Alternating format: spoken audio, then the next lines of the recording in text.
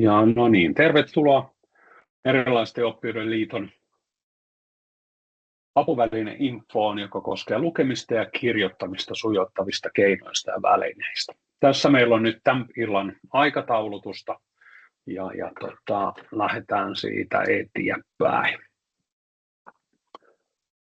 Eli Erilaisten oppijoiden liitto pikaisesti antaa tukea, tietoa, koulutusta ja vaikuttaa niin erilaisille oppijoille, läheisille ja ammattilaisille. Tuossa on uudestaan nyt tukea neuvontaa, mutta meillä on itse asiassa 10 jäsenyhdistystä. Tähän on tullutkin vahingossa väärä dia tai vanha dia, koska meillähän tuli tuossa viime vuoden puolella 10, eli jäsenyhdistys. Ja noilla paikkakunnilla, missä nuo punaiset pallukat on, niin löytyy jäsenyhdistyksiä. Minä, Pasi Sarsama, erityisasiantuntija Erilaisten oppijoiden liitossa, vastaan tästä. Ja sitten meillä on meidän paikallisyhdistyksestä Satu, joka on meidän tekninen tuki tänään ja tällä kertaa. Eli ottakaa tuosta puhelinnumero talteen.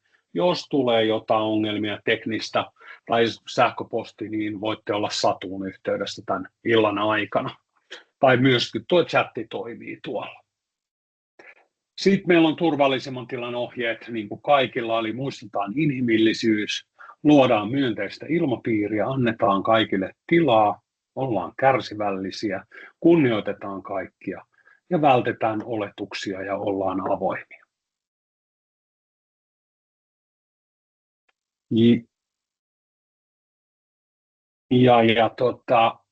Sitten jos me lähdetään katsomaan nyt ensin tästä perusasiaa, että kuka on erilainen oppija. No, jokaisellahan meistä joskus on oppimisen vaikeuksia. Ja nyt huomataan, että siinä on väliviiva. Oppimisen vaikeuksia. Jokaisella meillä on välillä hetkiä, ollaan väsyneitä tai ollaan nälkäisiä, kiukkuisia tai jotain muuta tai on joku sairaus tai ollaan kipeitä. Mutta sitten joka 5. on erilainen oppija. Eli 20% väestöstä. Ja siihen sitten taas kuuluu nämä oppimisvaikeudet, jotta on lukivaikeus, matematiikan vaikeus, hahmotusvaikeus ja motorinen vaikeus. Ja sitten meiltä löytyy vielä muita oppimiseen liittyviä vaikeuksia. Ja näihin kuuluu ADHD, autismin kirjo, kehityksellinen kielihäiriö, laaja-alainen oppimisvaikeus ja kehitysvammaisuus. Ja nämä on se joka 5. on meistä jokainen erilainen oppi. Eli tässä me käyn, koska minkä takia mä korostan näitä väliä ja ei-väliä ja erilainen oppija, niin tähän tullaan sitten tuolla myöhemmässä vaiheessa. Mutta tänään me keskitytään lukemisen ja kirjoittamisen vaikeuteen. Lukivaikeushan on, että on vaikeaa käsitellä äänteisiin liittyvää tietoa. Se näkyy usein lukemisen hitautena tai virheinä ja usein myös kirjoittamisen vaikeuksina. Siihen lukivaikeuteen liittyy myös usein muistiongelmia ja erityisesti työmuistissa. Ja työmuistin rajallisuus vaikeuttaa ongelmanratkaisua, luetun ymmärtämistä, koska monia asioita on pidettävä yhtä aikaa mielessä. Se vaikeuttaa myös suullisten ohjeiden, varsinkin jos ne on pitkiä, monimutkaisia, eri isoja kokonaisuuksia ja niiden mieleenpainamista. Ja sitten taas mikä on tyypillistä lukivaikeudessa, niin hankaluus erottaa samalta kuulostavia äänteitä. Kirjaimet voi kääntyä, vaihtaa paikkaa, numerot voi vaihtaa paikkaa. Sanat voi mennä sekaisin, rivillä pysyminen on hankalaa, hahmottamisessa voi olla haasteita ja käsiala voi olla epäselvää. Ja nämä virheet on aina tahattomia ja ne on toistuvia ja ne on myös epäsäännöllisiä. Eli joka kerta ei tule aina samaa virhettä, että se voi vähän olla niin kuin tavallaan vähän haastavaa siinä kohtaa, mutta ne on aina toistuvia.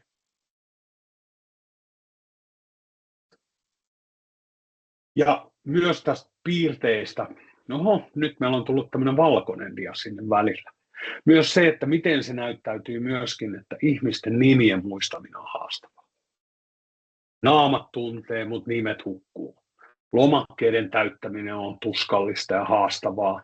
Vasen ja oikea sekoittaa. Mä oon kuullut jopa niin, että vasemman ja oikean sekoittamisessa, että olisi ollut yksi asiakas, joka olisi tatuoinut itteensä vasemman ja oikein, että se muistaisi sen. Ja myös se, että sitten kun niiden kirjoittaminen tai lukeminen, niin asioiden kertominen on huomattavasti helpompaa suullisesti. Eli suullinen ulosanti on usein helppoa ja hyvää ja hyvinkin voimakasta, niin kuin tavallaan huomattavasti parempaa. Ja tässä kohtaa päivät ja kellonajat voi mennä hyvin sekaisin helposti. Ja näet kaikkia on niin kuin tavallaan, nämä on otettu lukivaikeuden tunnistuslistasta, mitä Kuntoutussäätiö on aikoinaan kasannut. Tässä on nyt sitten esimerkki.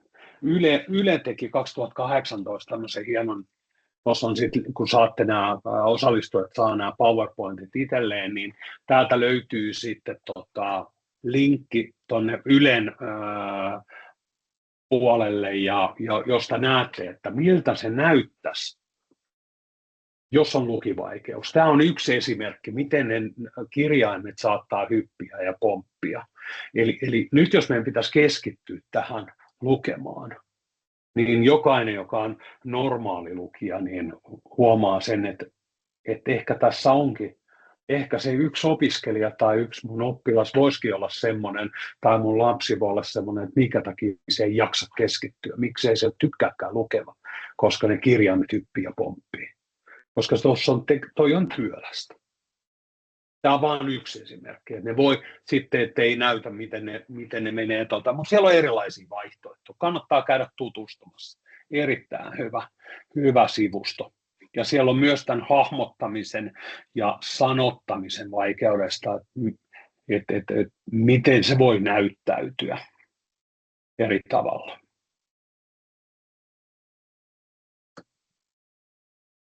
Ja nyt mä ottaisinkin sinne meidän kuvalle tai tuonne kamerat auki, pyytäisin meidän kahta kokemusasiantuntijaa, jotka tulee täällä puhumaan enemmän. Mä tulen tuossa loppupätkässä taas kertomaan lisää ja vähän uutuuspuolella, että mitä liitossa on tapahtunut ja mitä lukemisen ja kirjoittamisen puolella mahdollisesti vielä on myös uutta tullut, mutta nyt mä antaisin meidän pääesiintyjille, eli Kati Suomalaiselle ja Ruut Parikalle puheenvuoron. Ja mä suljen nyt Kati ja Ruut sitten oman kameran, mutta mä olen täällä koko ajan kuulolla ja jeesimässä. Ja sanokaa, kun haluatte uuden dian, niin mä painan täältä täppiä. Olkaa hyvä. Kiitos Pasi. Voidaan tälleen lyhyesti esitellä itsemme varmaan ensimmäisenä, vai mitä Kati? Eli mä oon Ruut Parikka, kokemusasiantuntija. Anteeksi Ruut. Kati, ota mikrofoni auki, niin kuulla. Okei, hyvä kun huomautit. Mie täällä kuvittelin jo, että kato tämmöinen ADHD-autismi. Niin kiitos Pasi. Ei mitään.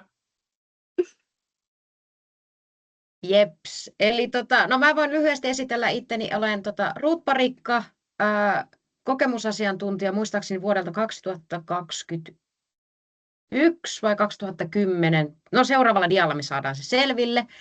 Ja olen Helsingissä asuva ja työskentelevä freelance-toimittaja, mutta sydämeni on aina Tampereella. Joo, ja minä olen Kati Suomalainen ja tällä hetkellä asustelen Pohjois-Karjalasta, mutta syntyisin tuolta Etelä-Savon puolelta, eli Sulkavalta, täältä Soutupitäjästä. Ja tällä hetkellä olen sairaukseni takia sitten sairauslomalla ollut, että siellä on erillinen dia, missä kerron paremmin itsestäni.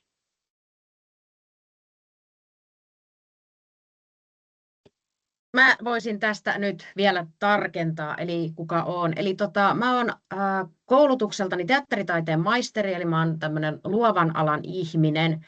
Ja toivottavasti jonain päivänä vielä siis valmistun journalistiikasta yhteiskuntatieteen maisteriksi.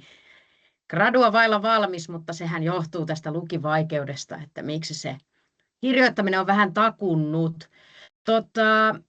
Työskentelen toimittajana, mutta on ehkä joillekin tutuksi tullut semmoisesta Ylen ohjelmasta kuin 6:30, että mä teen sinne juttuja parhaillaan.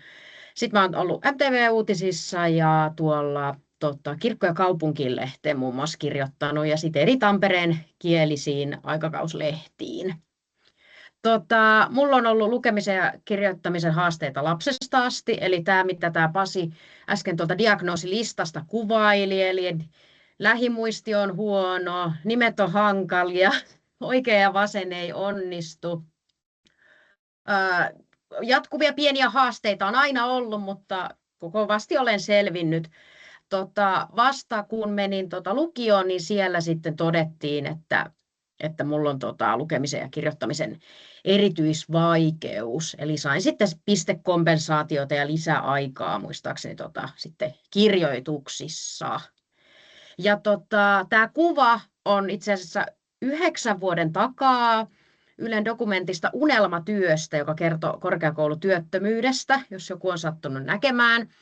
Ja siinä voin nyt tälle paljastaa tässä, tämä oli Unelmatyöstä dokumentti, niin tämä kertoi siis siitä, kun mä sain potkut erästä työpaikasta Turussa. Ja yhdeksi syyksi tähän potkuihin tuli tavallaan mun viestinnällinen epätasaisuus, eli tämä lukivaikeus. Ja se oli aika ikävä ja rankka paikka, mutta kaikki kääntyi aina hyväksi ja sen myötä sitten otin yhteyttä erilaisten oppijoiden liittoon ja siellä kuunneltiin ja tuettiin ja sain apua tähän mun kriisiin.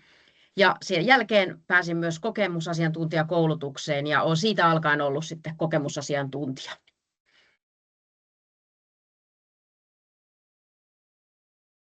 Mainitsin muutamia haasteita tuossa jo, mitä noin Pasi sanoi, koska multa aika usein kysytään sitä, että miten mä voin olla toimittaja, jos mä en osaa kirjoittaa tai mä en tykkää kirjoittamisesta. Oikeastihan mä rakastan sanataidetta ja kirjoittamista, mutta se täydellisyyden tavoittelu ja semmoinen kirjoittamisen osaajuus, se, että mulla ei vaan niin kuin aivoissa ole mitään logiikkaa, miten vaikka pilkutus toimii tai että miten joku asia voi olla muka väärin, niin se on mulla haasteena. Ja se myös näkyy siinä, että mä prosessoin tietoa hitaammin ja näin ollen myös kirjoitan hitaammin.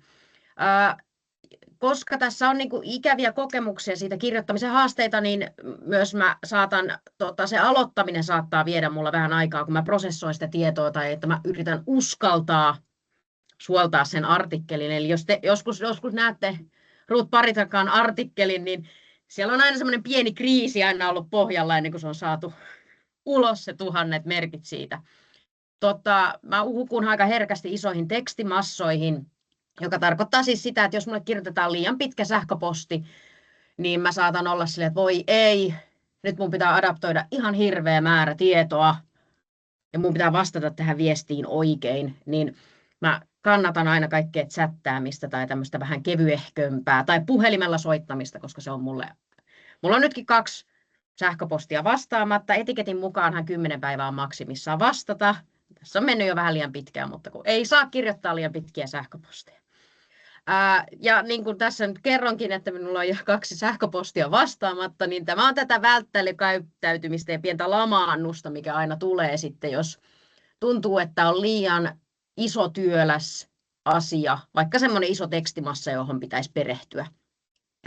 No mun voimavarat, miten mä voin olla toimittaja, olla lukivaikeus, niin on laaja-alainen yleissivistys ja monipuolisuus. Mä kerroin aiemmin, että mä oon teatteritaiteen maisteri, niin mä oon siis kulttuurialalta valmistunut ihminen ja se takaa myös laajan yleissivistyksen hyvin monipuolisesti, eli osaan vähän kaikkea paljon. Ja mä oon tosi luova ihminen, mä oon hyvin visuaalinen ihminen telkkarissa siitä on tullut hyvä asia. No, mä osaan puhetta tuottaa ihan ammatillisesti. Ja mä oon tämmöinen positiivinen ja sinnikäs tyyppi, eli vaikka on ollut vastoinkäymisiä ja vähän ikäviäkin kokemuksia, niin mä en jotenkin jaksa luovittaa. Ja mä oon niin innoissani lopulta kaikesta ja lähden sen positiivisen ja ilon kautta ja siitä, että mä pidän huolta itsestäni, että mun elämässä on tasapainosta ja hyvää, niin sitten mä säilyn tämmöisenä positiivisena ihmisenä. Ja tosiaan elämän kokemus, eli mäkään en enää ole nuori, mä oon 33, niin se on asettanut tavallaan asiat perspektiiviin. Eli kaikki ei ole enää niin justiinsa. Eli vaikka mä en nyt kirjoita täydellisesti, niin se ei ole niin justiinsa. Mä pystyn jopa nauraa sille, että mä oon saanut tavallaan mun lukihaasteiden takia potkut, koska tiedätkö sä, ei kaikki ole niin justiinsa. Ja tämä koko maailma ei kanavoidu vaikka siitä, että määrittäisi itsensä työn kautta. Tuossa oli toi Pasin vielä toi aiemmin näyttämä kuva tuosta, että miten lukivaikeus näkyy tämä Yle juttu. Niin mulla, mä kerron tämän, koska tämä on yksi mun vahvuus, niin mä näen siis sanat kuvina. Eli siis mä oon lukenut elämässäni niin paljon kirjoja kompensoidakseni sitä tyhmyyttä, mitä mä oon aina pitänyt uskomuksena, niin mulle kaikki sanat on kuvia. Pääasiassa tämä onnistuu suomen kielissä, mutta onnistuu myös vierailla kielillä. Eli mä vasta sitten, kun mä oikeasti luen sanan, niin mä saan vasta selville, että mikä se on. Ja sitten on käynyt vaikka silleen, että on lukenut vaikka jonkun kirjasarjan tosi pitkään, ja sitten mä oon lukenut jonkun päähenkilön nimen väärin, ennen kuin mä oikeasti luen sen. Niin se tavallaan semmoinen visuaalinen muisti on niin kuin tapa, miten mä hahmotan ja havainnoin tätä maailmaa. Eli kaikki sanat on kuvia. Joo, mä kerron kohta enemmän lisää työelämässä näistä mun haasteista ja vahvuuksista ja millä mä selviän ja operoin tässä maailmassa, mutta mennään seuraavaksi Katiin.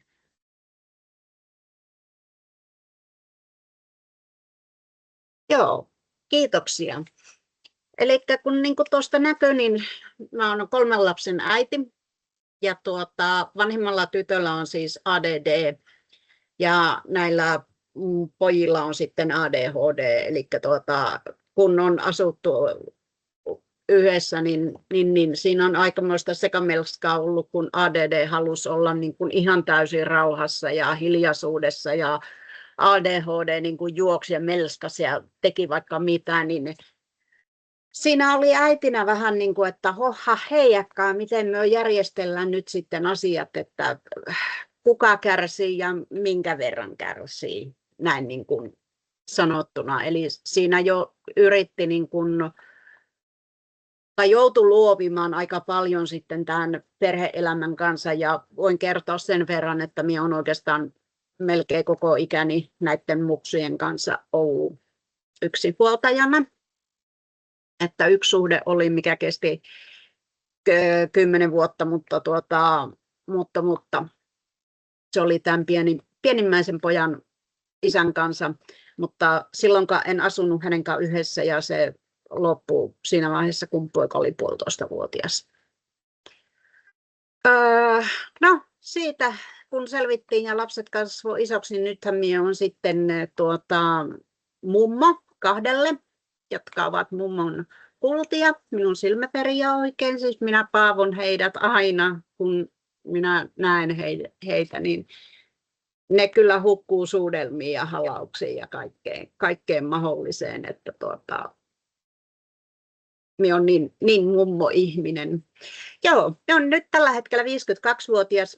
Mulla on koko ikäni ollut lukivaikeus ja nyt sitten viime vuoden puolella todettiin, että mulla on ADHD-autismin piirtein, mikä nyt sitten selittää myös siellä nuoruusiässä olevia vaikeuksia ja muuta, eli mulla on se ollut koko ikäni.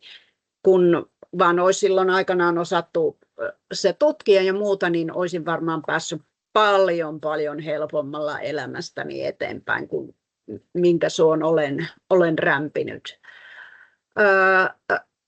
Työurani olen aloittanut koulunkäyntiavustajana Sitten siirryin henkilökohtaiseksi avustajaksi ja viimeisimpänä olen sitten toiminut lähihoitajana. Ja vaihdotpas liian varhain. Noniin.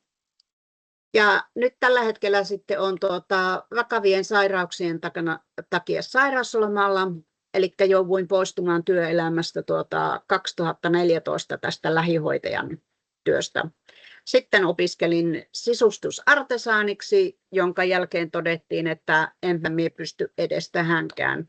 Siis kevyisiin artesaanin suunnitteluun pystyn, mutta esimerkiksi minä en ikinä oppinut tietokoneohjelmia, niin kuin minä en vaan niitä tajunnut. Eli minä osaan käsiin piirtää paperille kaikki suunnitelmat aivan mittojen mukaan. Siinä ei ole mitään ongelmaa, mutta tietokoneella en osaa suunnitella talon tai asunnon suunnitelmia tai sisustuksia. En niin kuin ollenkaan, minä en vaan ymmärtänyt niitä. Mutta nyt voidaan sitten mennä seuraavaan diaan. Eli nyt mennään sitten sinne, kun minä olen käynyt peruskoulua, niin tämän lukivaikeuden kanssa. Eli ollaan tuolla 80-90-luvulla ja ensimmäinen ja kolmas luokka meni siinä rämpien. En muista miten, sen muistan, että minulla oli naispuolinen opettaja, joka muistelen, että ei nyt ollut ihan kiva. Joo, ei. Mutta sitten 4. ja 5. luokka, niin minulla siis pienessä kyläkoulussa kävin koulua, niin, ja hänen miehensä piti sitten taas tätä niin kuin 4. 6. luokkaan. Mutta hän oli minulla opettajana ainoastaan 4. ja 5. luokan. Sanotaan, että jos lapsi joutuu käymään kouluaikana erittäin huonoja kokemuksia läpi, niin minä ne jouduin käymään. Eli tämä opettaja hoki mulle joka ikinen tunti, joka ikiseen aiheeseen, aina saman lauseen. Eli miksi sinun pitää olla erilainen kuin kaikki muut, miksi sinä et voi olla samanlainen kuin kaikki muut? Yritin aina parhaani, mutta ei vaan aina onnistunut. Muistini on jäänyt esimerkiksi erittäin hyvin se, että meillä oli piirustustunti ja meidän piti unelma-ammatti piirtää. No, isäni on opettanut minut ravihevosalalle ja isä tykkää ravihevosista ja meillä aikanaan on ollutkin kotipaikallakin ravihevosia. No, minähän piirsin tietenkin ravihevoset, kärryt ja itteni ajamaan sitä ja opettaja totesi vaan siihen mulle, että ei tämä ole mikään ammatti. Että niin kuin se sitten niistä unelmista. No, sitten kun 5. luokka loppui, syytä en muista, tämä pariskunta joutui siirtymään siltä koululta poikkeen. Tuli uusi opettaja 6. luokan ajaksi. Minulla oli siis 5. kun pääsin, niin minulla oli 5,8 muistaakseni niin kuin keskiarvo. 6. kun pääsin, minulla oli 7,1. Ei annettu enää pärstän mukaan niitä numeroita, vaan hiljaa koira, vaan osaamisen mukaan. Yläaste oli kansanrämpimistä. Ainut helpotus, minkä siellä sain, niin minut vapautettiin 8. luokasta englannista, koska en vaan oppinut. Ja mitään muita apuja tai tukea oppimisvaikeuksiin niin en koko peruskoulun aikana saanut. Sitten voidaan mennä seuraavaan diaan. No, sitten mennään tähän tytön kouluaikana. Eli tyttöhän silloin asuttiin Mikkelissä, kun tyttö aloitti koulunsa. 1. ja 2. luokan ajan hän kerkesi Mikkelissä käydä, mutta minkäännäköisiä apuja hänelle ei siellä suotu. Kontiolahteen, eli nykyiseen paikkakunnalle, missä asun, muutettiin 2000. Eli tuossa on mulla vahingossa väärä. Eikö joo, 2003, joo. Kyllä, ihan oikein. Ei mitään, anteeksi, minä sekoilen täällä. Kato, ADHD-autismi taas täällä leikkii. kun ei keskittyminen ole, niin siirryttiin 3. luokalle. Oli 2 viikkoa mennyt. Opettaja soitti hyvin pelokkaana mulle ja niin kuin vapisten sanoi, että on pieniä ongelmia tytöllä, että olisiko mitenkään mahdollista, että siirrettäisiin tyttö takaisin toiselle luokalle. No sitten tietenkin, että jos on kerta vaikeuksia ja tarvii siirtää takaisin 2. luokalle, niin sehän siirretään. Että ei siinä niin kuin mitään. Ja se oli helpottunut. Tämä opettaja, minä niin kuin en ymmärrä, että miksi, koska hehän ovat ammattilaisia opettajat. Että minähän luotin täysin heihin. Eli tyttö kertasi 2, oli pienluokassa. Silloin täällä oli semmoinen kuin Kuuselan koulu. Ala-aste meni sitten tosi hyvin. Sitten siirtyi yläasteelle ja siellä sai olla edelleen pienluokassa. Ja tämä vaihdos tapahtui onneksi silleen, että silloin edellisen vuoden aikana tämän niin kuin seuraavan vuoden opettaja alkoi siinä loppuvaiheella enemmän ja enemmän olemaan mukana ja niin kuin tutustui jo lapsiin, että lapset niin kuin tiesi, että kenen ryhmään he menee silloin sitten seuraavana syksynä. Että niitä ei vaan niin kuin siirretty uudelle opettajalle, joka tuli luokkaan ja sanoi, että hei, minä olen teidän uusi opettaja. Tämä oli tosi ihana asia. Ja tytön koulu meni suhtkot hyvin, pieniä vaikeuksia tietenkin oli, mutta ei niin kuin mitään kamalan isoja ollut. Ja hänellä oli tietenkin mukautetut oppimateriaalit, eli mukautettu kirja kaikissa aineissa. Ja paljon tekivät niin kuin käsien kautta ja oppimisia, laskemisia, oli kaiken maailman helmiä ja helmitauluja ja kaikkea tällaista. Seuraavan ja no sitten tullaan keskimmäisen pojan koulunkäyntiin ja hän aloitti kanssa sitten niin kuin pienluokassa, sai olla ala-asteen, mutta sitten kun siirrettiin yläasteelle, niin tuli tämä, mikä sanahirvi on mullekin, integroitu ryhmävimma ja hänet siirrettiinkin niin sanottuun normaaliluokkaan. No, huokasusta voitte arvata, että siitähän se show alkoi. Että siis 7. meni vielä suhtkot ok. Koulukiusaamista oli, mitä niin kuin sit selviteltiin siellä aika paljon. 8. meni huonommin kuin 7. Ja 9. kun alkoi, niin poika rupesi sairastelemaan hirveästi migreenissä. Saattoi olla jopa 3 päivää migreeniputki ja ainoastaan nukkuu, ei käynyt syömässä eikä mitään. Ja sitten lopulta niin kuin, poika kieltäytyi menemästä kouluun. Se niin kuin vaan sitten sanoi, että minä en mene. Et vaikka minä yritin niin kuin miten, että se oli linssannut ja kaikkea tällaista. Ja minä rupesin vaikka viemään hänet väkisin, no se oli jo kauheata. Ja sitten lopulta hän sanoi, että hän ei mene. Että tee mitä tahansa, mutta hän ei mene. Ja sitten minä niin kuin kyselin, olin siis kysellyt aikaisemminkin, mutta niin kuin sanoin, että nyt sano mulle se todellinen syy miksi. Että nyt minä haluan tietää sen. No, syy selvisi ja siltä samalta seisomalta minä ryntäsin rehtorin luokse ja kävelin vaan rehtorin huoneeseen ja totesin, että tämän ja tämän niminen poika siirretään pienryhmään nyt. Hän sitten urputti ja minä sanoin, että joo, että minä en lähde tästä huoneesta mihinkään ennen kuin minun poika on pienryhmässä.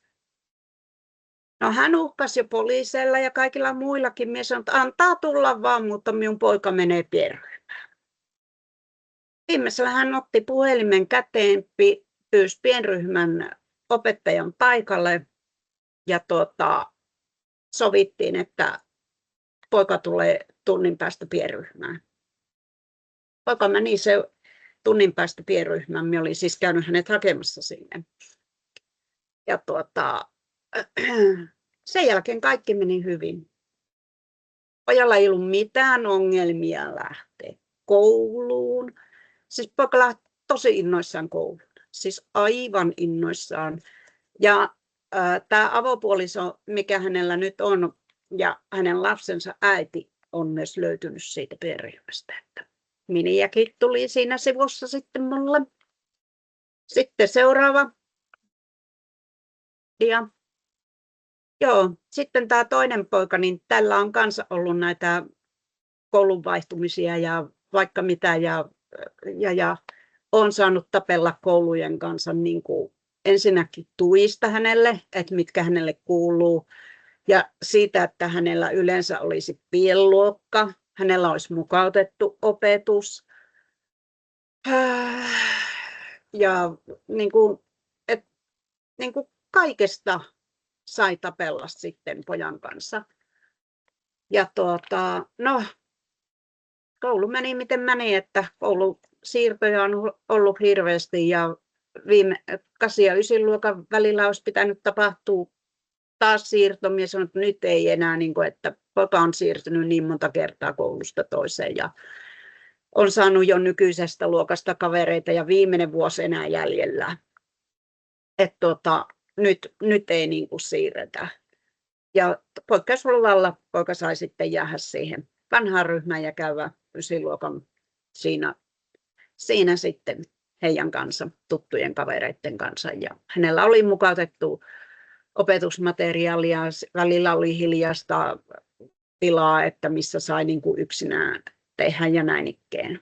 Eli tämmöinen on ollut sitten minun lasteni koulureissu, että näillä on yritetty mennä ja rämpiä sitten eteenpäin, että kyllähän siellä niin kuin äitinä on saanut tosissaan olla hirmu tiukkana ja pitää lastensa puolia, että kaikki toimii ja kaikki tuet ja kaikki apukeinot ja kaikki muut mahdolliset sitten niin kuin olisi tarjolla.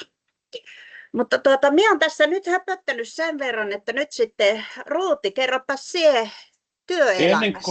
Ennen kuin Ruut pääsee jatkamaan, niin mä mielellään Kati kysyn, anteeksi, mä pomppasin tähän väliin. Ei mitään. Mutta mä ajattelin kysellä semmoista, että miten sinä olet kotona tukenut, minkälaisia välineitä, tämä tulee nyt extempore Kati sullekin, minkälaisia välineitä ja tukea sä oot antanut sun lapsille, tai mitä sä olisit toivonut, että sä olisit saanut koulusta, mitkä olisi auttanut siinä mahdollisesti niin kuin tavallaan sua tai sun lapsia oppimaan tai oppinut lukemaan tai laskemaan paremmin? No, minä varmaan olisin halunnut ihan niitä perustoimenpiteitä, että olisi ollut, vaikka kun mullahan ääriä ja ässiä ja vaikeiden sanojen kanssa, niin kuin, että ihan vaikka sitä puheopetusta ja niin kuin, lisää aikaa ja tämmöisiä. Mutta se, että miten minä olen sitten tukenut omia lapsiani, niin meillähän oli silleensä, että kun lapset teki koulutehtäviä, niin kaikki muut muksut oli hiljaa. Että laitettiin vaikka joku lempivideo tai leffa tai joku sitten pyörimään, että ne katsoi sitä ja niin kuin läksyjä tekevä sai rauhoittua siihen. Ja yleensä tehtiin ne ruokapöydän ääressä, että minä olin tavallaan siinä vieressä, että jos hän tarvitsi apua, niin hän pystyi sitä multa pyytämään ja kysymään. Sitten kokeisiin, niin esimerkiksi niin minä olen lukenut koealueita lapsille ääneen niin kuin läpite. Ja sitten kun se kappale on mennyt, niin sitten on niin kuin kysellyt sieltä täältä, että vaikka että milloin Rooma kukistui tai niin kuin tälleen. Että sieltä koealueesta sitten, että onko hän niin kuin kuunnellut ja mitä hänelle on jäänyt mieleen.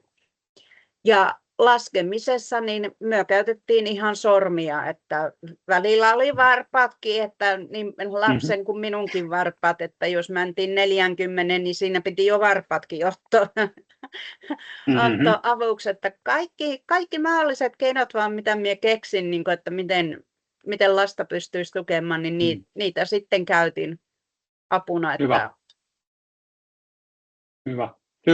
Hyvä, kiitoksia. Nyt mä taas vaikenen ja menen piiloon ja Ruut, ole hyvä. Mä laitan tuossa just sun dia. Kiitos.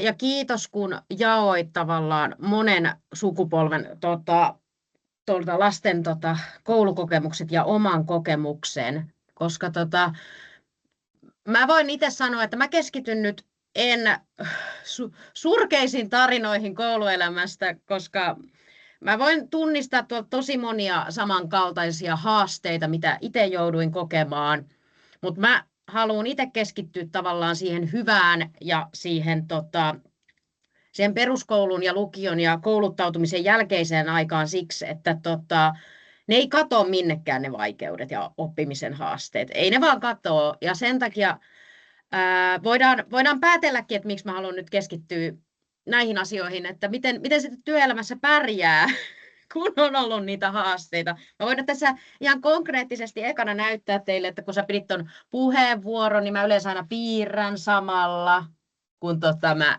kuuntelen jotain, on se sitten palaveri tai jotain, niin toihan on tommoinen peruskeino, että pystyy keskittymään samalla. Perus myös on kans, että luennoilla pudotaan sukkaa tai vastaavaa. Niin tässä nyt ihan konkreettisesti havainnoin, että näin keskityin ja pysyin olemaan paikalla niin kuuntelemaan sun puheenvuoroa. Mä otin aika lyhyen listan tähän mun omaan työelämään avustaviin juttuihin, mutta mä yritän nyt avata nämä, koska nämä on mulle itselle tosi tärkeitä asioita. Ja ekana tulee heti vaikea sana autonomian merkitys työtehtäviä suorittaessa. Niin työelämässä mulle se autonomia on kaikkein tärkein asia. Eli tarkoittaa sitä, että mulla on selkeästi rajattu oma työtehtävä.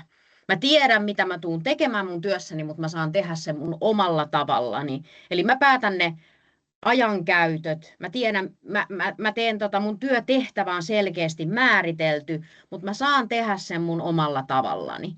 Koska tavallaan tuohon seuraavan kohtaan mentäessä kaikenlainen mikromanagerointi, se, että aletaan korjaamaan tai huomauttelemaan tai halutaan ojentaa, että miten tehdään oikein, aiheuttaa mulla ainakin sen heti semmoisen pienen niin kuin piikit pystyyn reaktion, että muuhun ei luoteta, että mä en saa tavallaan noudattaa sitä mun työskentelytapaa. Tämä ei tarkoita sitä, että mä en olisi yhteistyökykyinen tai että mä en olisi niin kuin tavallaan vastaanottava palautetta, vaan tämä tarkoittaa sitä, että koska mä tiedän, että mä oon erilainen oppija ja erilainen tyyppi, niin se johtaa siihen, että tavallaan mä ajattelen sen silleen, että kun mä saan tehdä omalla tavalla, niin siellä mun omassa pienessä autonomiaympäristössä, niin mä loistan, mä kimallan. Mutta heti kun sitä aletaan ojentamaan tai mikromanageroimaan, niin se tavallaan se kaikki kimallus alkaa samentua ja tulee semmoinen tylsä tai jopa epäluottamus tai jopa semmoinen vallan huono asetelma, joka vaikuttaa ihan hirveästi siihen, että se työtehtävän tekeminen ja mielekkyys tai sen työn paras mahdollinen tulos ei onnistu. Mutta ennen kaikkea, että nämä asiat pysyy tasapainossa, niin se edellyttää sitä, että pystyy tunnistamaan ne omat vahvuudet siinä omassa työskentelyssä erilaisena oppijana ja myös tunnistaa ne kompensointikyvyt. Eli kun te olette nyt kuullut, että mulla on hirveät haasteet lukea tekstimassoja tai muistaa nimiä tai mitä näitä nyt onkaan, näitä haasteita, hyvinkin paljon haasteita, niin kun mä on oppinut tunnistaa vaikka ihan kokemusasiantuntijakoulutuksessa, että nämä on mun vahvuudet ja näillä tavoilla mä oon pystynyt selviämään tähänkin asti ja näissä asioissa mä oon hyvä, niin mä pystyn tavallaan yllättävällä tavalla menemään sitten tuonne työelämän uomaan.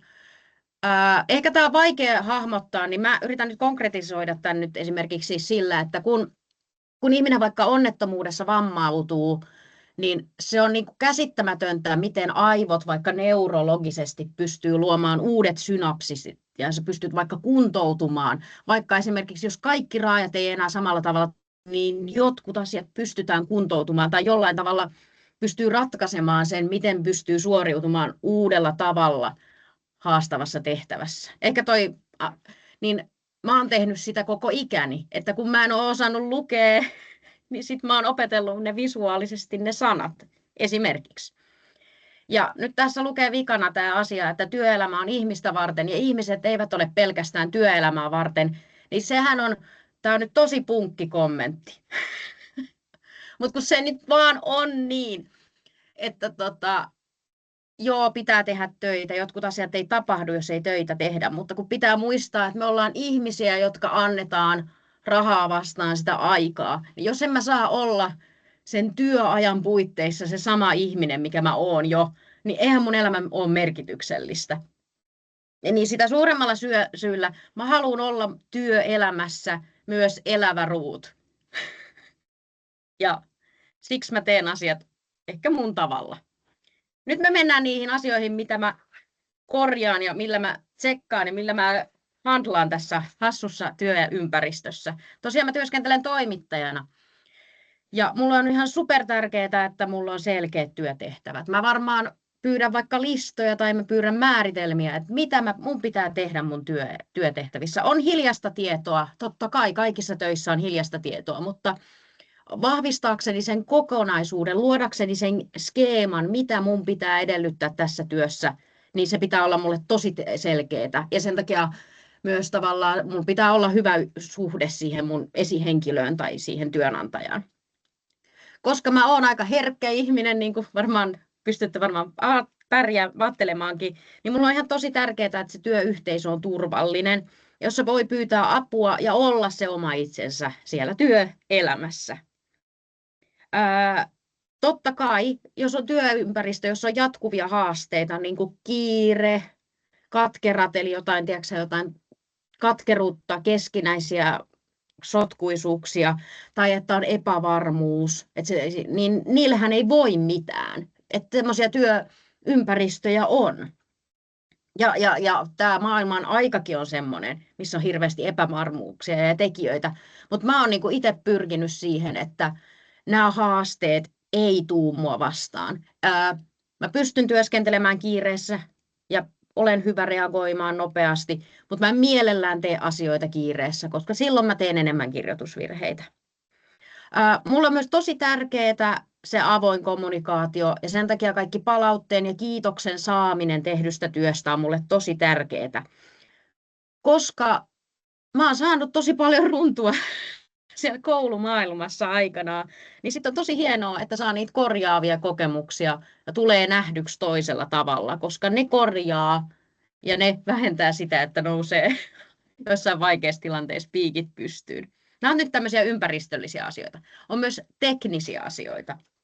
Teknisiä apuvälineitä, mitä mä käytän työssäni, niin on nauhuri. Eli mä nauhoitan aika paljon haastatteluita joko kannettavalla tai sitten ihan vaan kännykällä, että mä saan sen tavallaan sen ihmisen sanat tallennettua ja sitten mä hyödynnän litteroinnissa. Eli kun mun pitää vaikka kirjoittaa artikkeli, niin mulla on tavallaan sieltä suorat ne lausaat ja sitaatit, jotka tietenkin muotoillaan uusiksi, mutta se auttaa mua, että mä en niinku lamaannu tai se aloitekyvyn vaikeus ei tule, koska mä voin hyödyntää niitä sitaatteja, mä voin maalata niitä ja alkaa siitä rakentaa sitä juttua, minkä mä vaikka kirjoitan jonkun artikkelin. Kuunteleminen mulle tosi tärkeää. Mä kerään aineistoa aika paljon podcastien ja äänikirjojen avulla, eli mä käytän esimerkiksi Celia-kirjastoa hyvin paljon. Tällä hetkellä pyörii Jane Austen. En ikinä jaksaisi lukea niitä kirjoja, mutta onneksi voi lukea äänikirjona. Toinen tosiaan, että kun mä nauhoitan niitä haastatteluita, niin mä aika paljon käyn lenkillä ja sitten mä kuuntelen sen puolen tunnin haastattelun sen yhteydessä. Oikein kirjoituksen varmistaminen on aika perus, eli siis hakukoneeseen kirjoitan sen sanan ja tarkistan, että menikö se oikein, tai että jo tekoäly oikolukee, eli promptaan sen, että korjaa tästä pilkut ja muotoile tiiviimmin tai joku vastaava. Ajastan aika paljon työtä, eli jos on esimerkiksi just tämmöisiä mahdollisia lamaannuttavia tekijöitä, niin ihan tämmöinen 20 minuutin työtehokkuus Pomodoro tekee juttu, eli norsu syödään paloina, niin eli tämmöinen ajastettu työn teko auttaa mua tosi paljon. Ja tehtävälistat, eli kun mä listaan, että nämä pitää saada tehtyä, tai tänään mä teen tämän asian, niin se auttaa mua tosi paljon. Ja ja kalenterointi, eli mulla on aika paljon, mulla on varmaan aina kun on joku tärkeä kokous, mulla on tähänkin niin 5 muistutusta. Eli tekninen välinte, Google-kalenteri ja sinne täskit. Muotoiluehdotukset ja ideointikyky tekoälyllä on mulle tosi tärkeät. Eli kun mä saatan kirjoittaa hyvin polveilevasti ja epäselvästi jonkun vaikka juonnon, niin sitten mä pyydän, että voitko tarjoa minulle 3 vaihtoehtoa tiivistää nämä. Tai että mä ideoin sitä, koska joskus musta tuntuu, että mulla ei ole siellä vaikka työmuistissa hirveän laaja-alaista sanavarastoa, niin mä tarvin sitä jotain muuta pallottelevaa tekijää tekoälyllä, joka saa mulle sen niin kuin uuden jäsennyksen ja uuden skeeman jonkun uuden aihepiirin äärelle, josta mä en vaikka tiedä mitään, josta mun pitää tehdä seuraava juttu. Sitten täällä ei lue niitä, mutta kirjoitin nekin tänne, eli soittaminen. Mä haluaisin niin kuin oikeasti, siis mä varmaan laitan tämän mun CVC:n, koska se on sellainen nuorisolaisilta ilmeisesti on harvinaisuus. Mä oon ihan sairaan hyvä puhelimessa. Eli mä osaan soittaa. Nykynuoriso ei osaa soittaa, mä osaan soittaa. Sekin on tekninen apuväline. Sitten ihan visuaaliset jutut. Eli vaikka Canvan käyttö, niin mä osaan käyttää sitä työkalua tosi hyvin. Ja mä nyt kirjoitin tänne vielä ääniviestit, eli pystyn myös ääniviestejä lähettämään niin kun, ja tallentamaan niitä, jos mun pitää vaikka muistaa asioita, niin mä saatan tehdä niistä ääniviestin. Siinä. Loppuun kiitos. Loppuun laitoin muutaman linkin, missä mä oon nyt kertonut tarkemmin näistä mun kokemuksista, lukikokemuksista, jos te haluatte kuulla lisää. Ja niitä on nyt tossa muutama tuore, koska tosiaan mä en ehkä halua keskittyä siihen, että koulussa oli kamalaa, kun kyllä te tiedätte, koulussa oli ihan kauheaa. Niin korjataan niitä.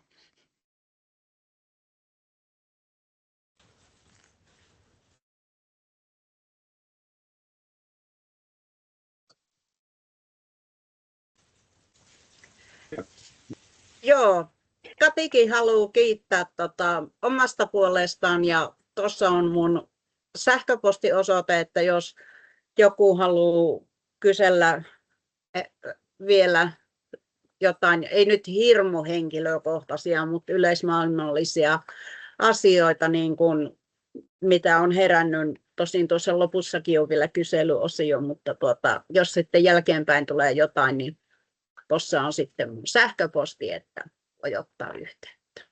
Mutta kiitoksia. Kiitoksia Kati ja Ruut. Mä toivoisin, että Ruut tulisi takaisin vielä kameran kanssa ja vielä, koska nyt sitten niin kuin kaikille muille, että jos teillä on kysymyksiä Katilta tai Ruutilta, niin meillä on lopussa tuolla on aikaa, te voitte laittaa tuonne chattiin kysymyksiä ja kysytään sitten Ruutilta ja Katilta kysymyksiä. Toivon mukaan tulisi ja mä varmaan tässä, olkaa paikalla Kati ja Ruut, varmaan kyselen teiltä vielä, kun mä tuossa rupean vielä loppuun vetämään omia povereita ja muita, niin tarvitsen vielä teidän ajatuksianne. Kiitoksia oikein paljon. Joo, sen verran Pasi, että tulet puhumaan tästä, mistä tästä lukikortista. Kyllä tulen. Se joo, on tulossa. Tämä on nykyään, jäi multa nuo apuvälineet kertomatta, että mullahan niitä nykyään joutuu olemaan, mutta jos joku niin kuin haluaa tietää sitten, miten tälleen aikuisena, mitä apuvälineitä on olemassa tai miten niitä voi käyttää, niin voi kysellä. Joo. Se on kohta tulossa, Kati. Odota. Malta hetki. Maltan. Innolla odotan. Hyvä. Eli anteeksi. Nyt mä otan sitten näitä perinteisiä lukemisen ja kirjoittamisen apuvälineitä, mitä meillä myöskin, että en tiedä, tänä päivänä varmaan kouluissa olisi hyvä olla lukuviimaimia tai lukuliuskoja, ja varmaan aika monessa onkin, jotka auttaa pysymään rivillä. Ja tässä on meillä myynnissä olevat lukuviivaimet ja lukuliuskat on noissa kuvissa, on harmaa, keltainen, vaaleanpunainen, vihreä ja sininen. Ja niissä on keskellä tuommoinen läpinäkyvä alue ja sitten on värillinen alue, johon katse kiinnittyy. Ja nämä niin kuin tavallaan vähentää sitä rivillä rivien hyppimistä ja tukee keskittymistä siihen tekstiin. Ja nämä värit sitten valitaan taas ei lempivärien mukaan, vaan mikä miellyttää omaa silmää, mikä miellyttää sitä lukemista, jotta siitä lukemisesta tulisi mukavampaa ja helpompaa. Ja sitten myöskin meillä on lukukalvoja, jotka voidaan laittaa, niitä on A4 ja A5 koossa, joita voidaan laittaa niin kirjan vihkon päälle, helpottaa kontrastin tavoin niin kuin tavallaan sitä lukemista ja rauhoittaa näkymää. Ja niitä löytyy samat värit, paitsi harmaa, tietenkin on punainen, sininen, vihreä ja keltainen. Ja niitä löytyy myös tuolta. Ja tämä samainen lukukalvo käy myös näytön päälle, eli se voidaan laittaa myös näyttöön tai iPadien tai kännykän päälle, jolloin se kontrasti muuttuu. Ja sittenhän meillä on myös tuommoinen raidallinen erikoislukukalvo, ja sehän oli alun perin tehty vaan valmistajan puolelta niin, että mitä värejä hänellä olisi tarjolla näihin lukukalvoihin, ja aika moni meidän kokemusasiantuntija silloinkin tykästyi jo niihin, ja nämä on niin kuin vanhoja tarvikkeita jo ollut, että nämä on pitkään ollut meillä myynnissä. Sitten tietenkin me pohdittiin tätä töissä pitkään, että kuuluuko keskittymisen apuvälineet lukemiseen ja kirjoittamiseen, niin kyllä ne kuuluu. Koska välillä on hyvä, että on käsillä tekemistä, kun lukee, varsinkin kun lukee, niin silloin ja kaikki muut lievetoiminnot väliin. Ja ne voi olla vastamelukuulokkeet. Mä käytin, kun mä olin erityisluokan opettajana, paljon vastamelukuulokkeita ja kuulosuojaimia. Ja se ei ollut sen takia oppilailla, se ei ollut sen takia, että luokassa oli liian kova meteli, vaan se olikin muille oppilaille ilmoitus, että joku halusi keskittyä omaan töihin. Se joku halusi oman rauhan, eikä kukaan mennyt häiritsemään häntä. Ja sitten tietenkin erilaiset terapiaketjut, pallot, stressilelut, painotuotteet, noita painoleluja ja painotuotteet on tullut hyvin nyt, ja ne voi rauhoittaa, aktiivityynyt, lippalakki tai huppu, sehän voi toimia niin kuin vastamelukuulokkeena, se tuo oman turvan ja oman pesän, jossa voidaan sitä lukea tai keskittyä siihen. Ja sitten niin kuin tuolla olikin, Ruut puhui paljon äänikirjojen, miten hän kuuntelee niitä kävellessä, erilaisia artikkeleita ja muita ja omia tekstejä, niin sitten myös Celia-äänikirjasto on semmoinen, joka on ne, kenellä on lukemisen kanssa haasteita, niin on ilmainen äänikirjasto, jonka saa kirjastosta. Myös koulujen erityisluokan opettajat tai opot saattaa myös, kuraattorit saattaa antaa näitä tunnuksia tai pystyä tekemään ne tunnukset koulussa. Mutta jos ei koulusta saa, niin myös kirjasto antaa ne infotiskit. Sitten meidän nyt sä pätkii mullakin tuolla nyt ihan selkeästi. Meidän nettisivuilla on paljon, on hyvä materiaalipankkisivusto ja siellä on myös näitä tulostettavia materiaaleja, eli niin kuin Ruut sanoi, että hän on palastellut, eli Kanbanin kautta pystyy palastelemaan, ja sitten siellä on myös Pomodoro-tekniikka, eli miten se voidaan muuten palastella nuo asiat. Et tässä on niin kuin, tavallaan on paljon materiaalia, mitä voi sieltä tulostaa myöskin. Sitten kirjoittamisen tuoksi, niin kuin Ruut sanoi, että hän käyttää sanelua, litterointia, eli puhuu. Eli me voidaan Google Docsin avulla kirjoittaa.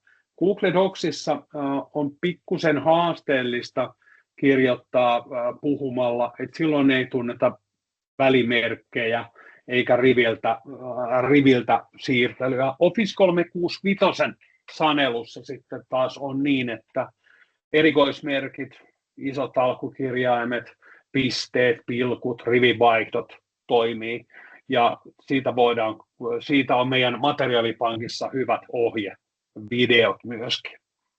Ja eri laitteissa on sitten, Applen tuotteissa itsessään on sanelu ja Androidissa, joissakin on, kaikissa ei. Ja sitten myös prosessikirjoittamisen, miten se teksti palastellaan, ja sitten on erilaisia apuvälineitä, Claro Writing Helper. Audionote 2 on muuten poistunut.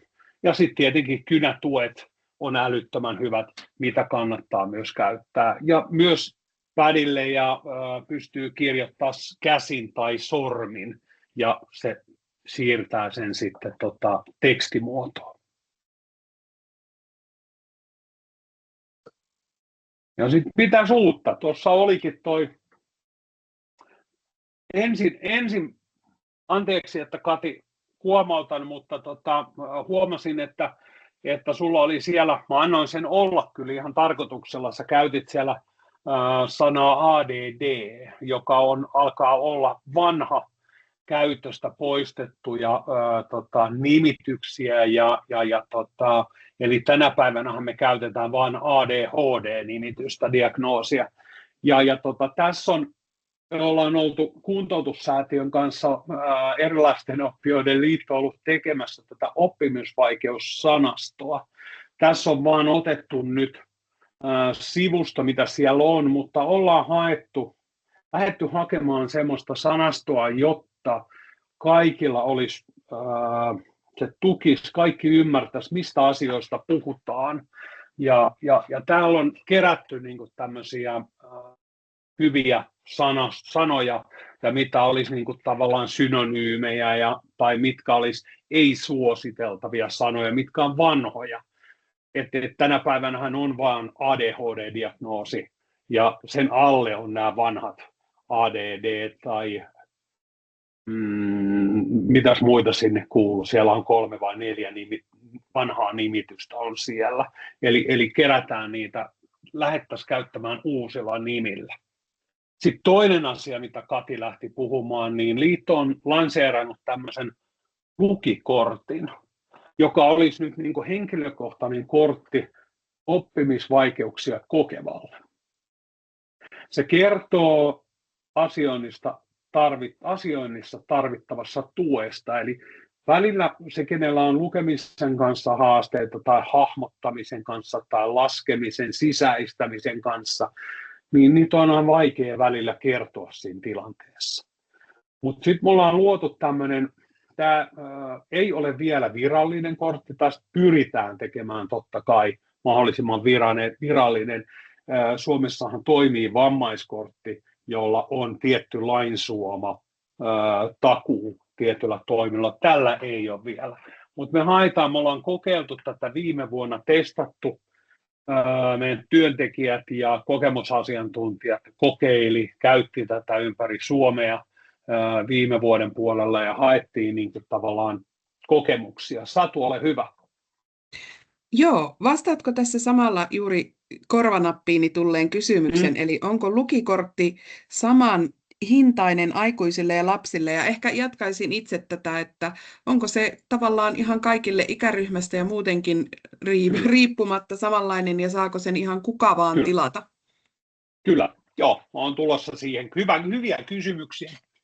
Eli nyt tämä on maksullinen, se on lapsille ja aikuisille ihan sama hintainen. Helmikuun loppuun asti se on 5 euroa.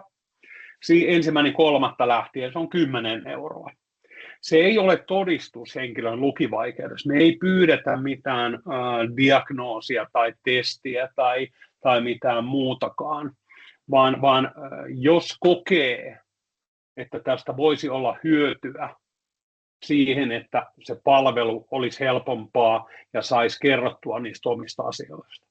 Siellä meidän sivulla siinä on, niin kuin näkyy tuossa lukikortti on ton näköinen, mikä tuossa on. Ja sinne voi valita 4-5 symbolia.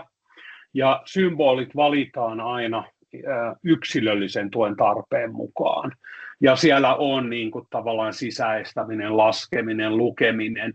Siellä on erilaisia, ne on tarkemmin selvitetty meidän nettisivuilla.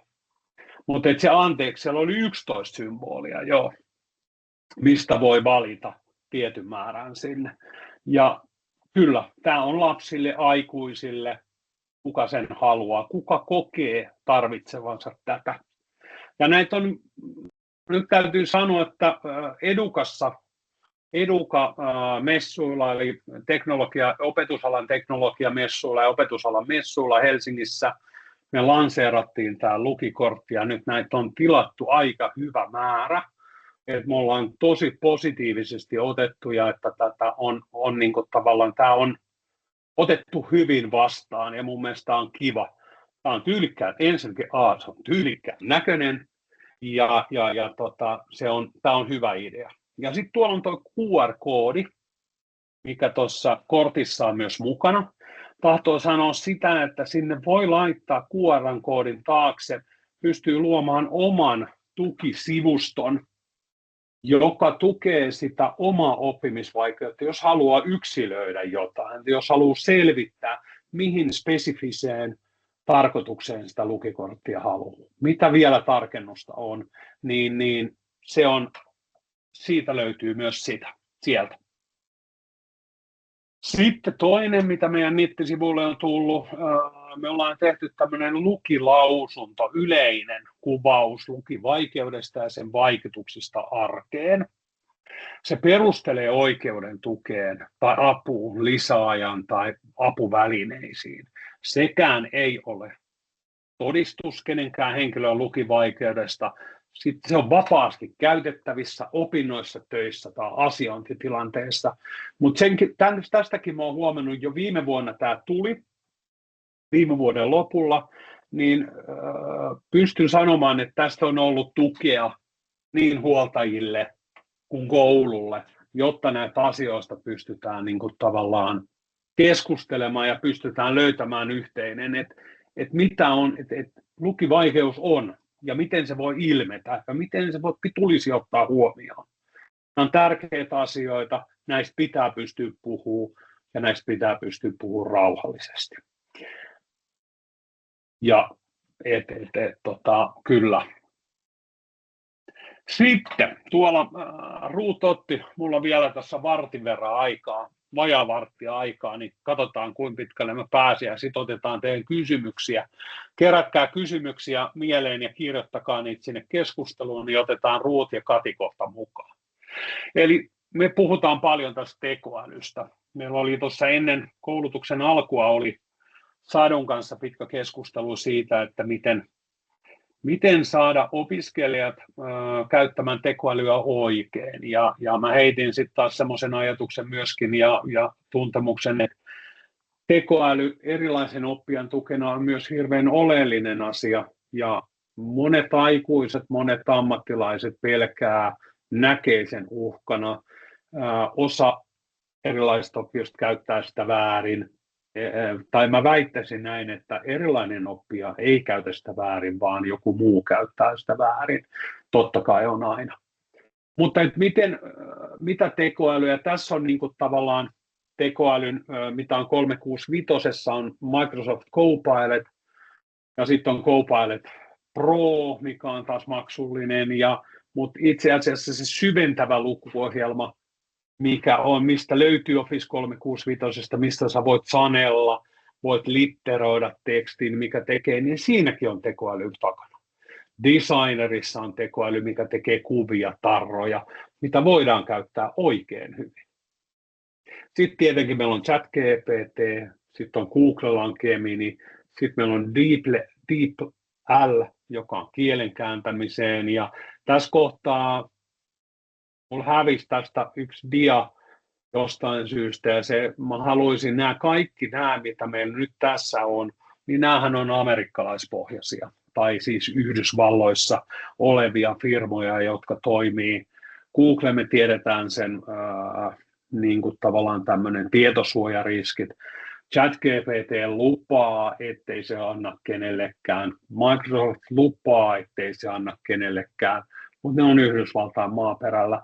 Mutta meillä löytyy myös eurooppalainen oma tekoäly, joka on erittäin hyvä, toimii eurooppalaisella lainsäädännön mukaisesti. Eli Satu varmaan laittaa sen Mistral AI:n linkkinä teille, joka on myös ilmainen, löytyy ilmaisversio, löytyy maksullinen versio, toimii suurten kielimallien ryhmien mukaan, eli myös suomen kielellä. Ja sinne pystyy puhumaan, tekemään kuvaa, vaikka mitä. Ja täällä on muutama muukin, mikä on eurooppalainen, mutta Pistralaista mä oon ainakin itse tykännyt, mä oon leikkinyt sillä. Sitten tässä syventävä lukuohjelma. Mä yritän, jos mä ehdin näyttämään teille pikaisesti, mutta meidän nettisivuilta löytyy hyvät ohjevideot, miten syventävä lukuohjelma toimii. Eli se löytyy, kannattaa mennä Online Wordin kautta, eli Edge-selaimen, Chrome-selaimen tai Safari-selaimen kautta kirjautua Office 365 tilille, avata sieltä Wordi, mennä näytä-välilehteen ja sieltä syventävään lukuohjelmaan. Sieltä löytyy erilaiset tekstiin muokkaukseen, rivin kohdistusta ja erilaisia tavutuksia ja puheen osia pystyy helposti käyttämään ja lukemaan ja kuuntelemaan. Et sieltä löytyy hyviä ohjevideoita meidän materiaalipankista. Sitten meillä on tietenkin Reading Coach, joka on Microsoftin, joka opettaa puhumaan. Tämä on varmaan vielä tulossa myös suomen kielellä, mutta on enemmän kyllä kielten, varsinkin englannin kielessä hyvin toimiva. Sitten tietenkin nuo saman syventävät lukuohjelmat toimii myös Edge-selaimella, eli silloin kun me päästään tuonne tähän kaiutin kuvaan, mikä on syventävä lukuohjelman sanan perässä, niin semmoinen kun löytyy Edge-selaimesta, niin se tarkoittaa, että pääset tähän samaan syventävään lukuohjelmaan myös jokaisella nettisivulla. Chromessa löytyy Reading Mode ja se löytyy nettiselaimen kautta 3 pistettä, valitse lisää työkaluja ja valitse lukutila ja sieltä löytyy myös Reading Mode. Sitten löytyy oppimisympäristöä ja löytyy Chromebookista, sieltä löytyy sanelua ja hiiren osoittamien kokoa ja näytölukuohjelmaa ja muut. Tämä on hyvä lisä myös, että nyt tässä käydään vähän muidenkin ohjelmia. Google Lens on hyvä, joka saadaan kännykkään, kääntää, voit kuunnella moni maahanmuuttajaoppilas haluaisi käyttää tätä kokonaan, mutta sitten taas mä oon pyytänyt, että ei käännä ihan koko kuvaa päälle, koska siellä saattaa tulla niitä virheitä, käännösvirheitä. Mutta nyt muistakaa, tämä ei alle 18-vuotiaalle, tämä on GDPR, tietoturvariski tässä lenssissä. Sitten meillä löytyy Google Gemini Storybook, siitä pystytään saamaan satukirjoja, saadaan kuvallistettua myös, tämä pystyy lukemaan sen, pystyy kuuntelemaan, sinne tulee kuvia ja pystytään lukemaan samanaikaisesti. Notebook LM:ssä on älykäs muistikirjatoiminto. Tämä käyttää vain lataamisia lähteitä ja tämäkin on tarkoitettu vain yli 18-vuotiaalle. On niin kuin GDPR, tietoturva, tekijänoikeudet, kannattaa miettiä, harkita tarkkaan, mitä sinne tuo. Tämäkin on Googlen. Mutta nämäkin on hyviä. Ne, mikä on netissä, verkossa löytyvistä, niin nehän on täällä täysin hyötykäytettävissä. Ja myös täällä on toinen, että sieltä, tätä kautta Notebook LM:n kautta pystytään tekemään audioyhteenvetoja, videokatsauksia, ajatuskarttaa, raportteja, opettelukortteja tai Anki-kortteja, Ankidroid, eli tekoäly tekee. Voidaan tehdä kyselyitä, infograafia. Näistä löytyy hyvin semmoista infoa, mitä täältä pystyy tekemään. Sitten tässä on ihan selkeästi yksi otsake kadonnut, eli mikä on hyvä kehote, mikä on huono kehote, kun käytetään tekoälyä. Eli kehotteessa on aina keskimäärin noin 9 sanaa. Voi olla tuplaten, voi olla enemmänkin. Mitä enemmän me kysytään, mitä useampi kerta me kysytään, niin sen, ja annetaan lisäohjeita, niin sen parempia vastauksia me saadaan. Pilkotaan ohjeet ja muistetaan myös, että tekoäly saattaa mielistellä vastauksissa. Sekin voidaan ehdottaa, että älä mielistele. Ja tässä on näitä tietokysymyksiä tuottamiseen, miten me kannattaa tehdä. Nyt mä yritän katsoa, että me ehditään kysymään vielä mahdollisesti Ruutilta ja Katilta. Eli muistetaan, miten tehdään ne hyvät, huonot kehotteet. Miten me pyyhetään ohjeita, miten me pyydetään käännöksiä. Sitten myös lukemisen apuväline, että jos se lukeminen on todella haastavaa ja on heikko lukija, niin sitten meillä on myös tämmöisiä Orcam Read, Orcam My Eye ja Envision, jotka lukee meidän puolesta, mutta tästäkin niin kuin tavallaan on tarkoitus, että pyritään aina lukemaan tukena. Tämä Orcam Read on semmoinen, että se on kädessä pitävä laite, tekstin tunnistuslaite, joka niin kuin näette hinnasta on hyvinkin hinnakas, mutta tämäkin niin kuin tavallaan tekee asioita saavutettavan, kun se tehdään samalle tasolle, samalle viivalle kuin kaikki muutkin. Jos me liikutaan, niin me voidaan kuunnella se teksti korvanappiin ja ymmärtää samanaikaisesti kuin kaikki muutkin. Eli tämä on niin kuin tavallaan, että me tehdään asiat saavutettavammaksi. Tässä on meidän tietopankista, mikä on meidän nettisivuilla, materiaalipankista, välineitä keskittymiseen, lukemiseen ja kirjoittamiseen. Tätä kautta löytyy hyvät ohjeet, videot ja ohjeet, miten näitä löytyy. Dateron nettisivuilta löytyy myös hyviä ohjeita ja videoita, miten tekstin kuuntelu, puheeksi keskittyminen, materiaalin muokkauksesta ja ajanhallinnasta. Ja sitä kautta, että sieltä löytyy paljon hyvää tietoa.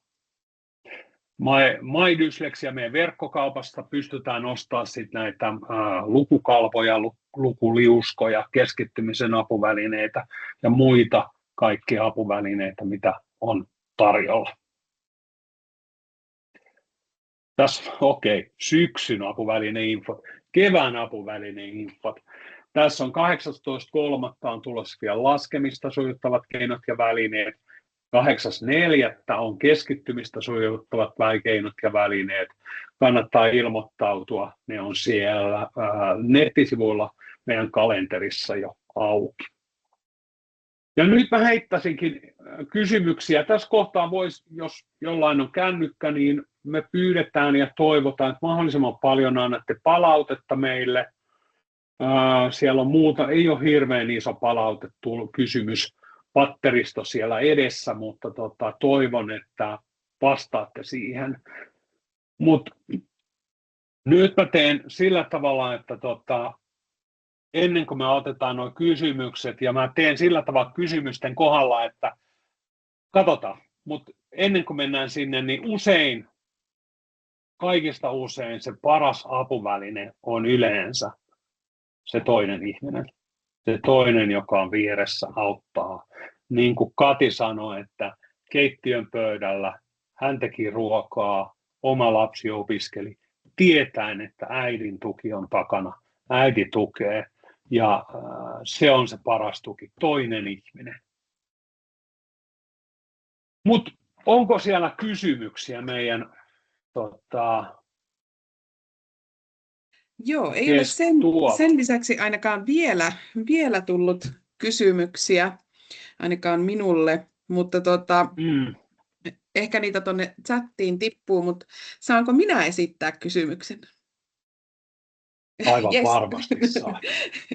Joo, mä ehkä kiinnostaa semmoinen, että millaisia, niin kun, ehkä teillä tulikin jo niistä tunteista ja muista niin kun tuossa puheeksi, mutta onko lapsuudessa esimerkiksi lukivaikeuteen liittynyt erilaisia tunteita kuin mitä nyt aikuisuudessa siihen niin kun liittyy, ja miten te käsittelette näitä teidän tunteita, jotka liittyy näihin oppimisen pulmiin?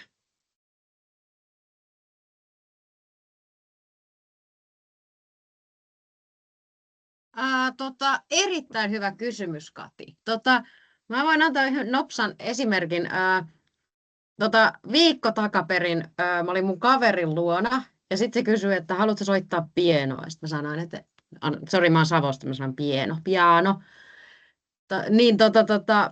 Ja sitten mä olisin, että joo, miksi ei. Ja sitten se laittoi mulle nuotit tohon. Ja sitten mä olin silleen, että mä sanoin, että mä nyt jankkaan tätä sitä aika pitkään. Ja mä huomasin, että mä lähdin siihen niin kuin heti semmoiseen täydellisyyden tavoitteluun, että en voi soittaa vaan oikealla kädellä. Pitää soittaa 2 kädellä, kun minä olen kuitenkin 9 vuotta soittanut sitä hiton pianoa, niin kyllä pitää osata. Eli se semmoinen suorittaminen ja se perfektionismi ja se täydellisesti tekeminen oli ne ensimmäiset asiat, miten mä aloin pienon pimputusta harjoittamaan.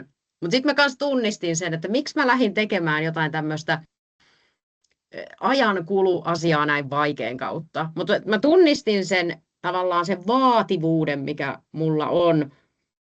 Ja sitten mä alkoin jopa naurattamaan se. Ja kaikki kääntyi lopulta semmoiseen hauskaan oivallukseen, mistä mä olin kauhean iloinen, että mä osaan lukea nuotteihin. Mä en tiedä, että mä osaan lukea nuotteja, mutta mä osaan lukea niitä. En päässyt sitä biisiä loppuun, koska halusin opetella sen 2 kädellä, mutta se oli aika hyvä semmoinen oivallus, että tiedätkö, semmoinen peruskoulussa pianosoittaminen muistui tavallaan kehon kautta siihen suorittamiseen. Joo. Tuolla oli tullut kysymys tuolta takalta. Mä vielä semmoisen, ennen kuin mä luen siihen, tai 2 kysymystä siellä. Täällä mä vielä halusin tämmöistä, että mä otan tämän viimeisen ohjaus- ja neuvontapalvelut, että liittohan antaa ohjausta neuvontaa, että muhun voi olla yhteydessä, tuossa on mun sähköpostiosoite ja puhelinnumero, johon voi ottaa yhteyttä, jos on tarvetta ohjaukselle tai haluaa lisätietoa jostain näistä. Nyt tässä kohtaa mä voisin katkaista tallenteen, jos se helpottaa muiden kysymyksien asettelua, ja ettei ne tule tänne tallenteeseen sitten enää. Mielelläni myös kuulisin äskeiseen kysymykseen niin Katin vastauksen, jos saamme sen. Joo.